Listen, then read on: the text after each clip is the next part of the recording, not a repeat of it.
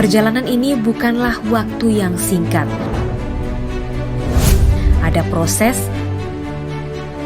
ada tantangan dan rintangan yang harus dilalui. Bagi kami, ini bukan hanya sebatas tugas. Lebih dari itu, bentuk bakti kami tidak selalu terlihat kasat mata.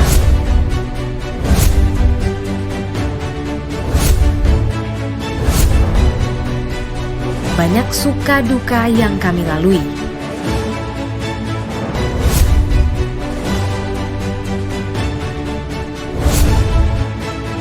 Akan tetapi,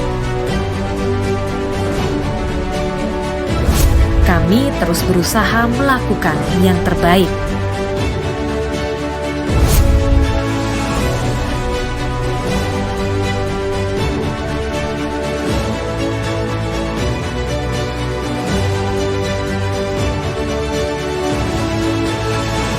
Kami bangga menjadi keluarga besar Humas Polri.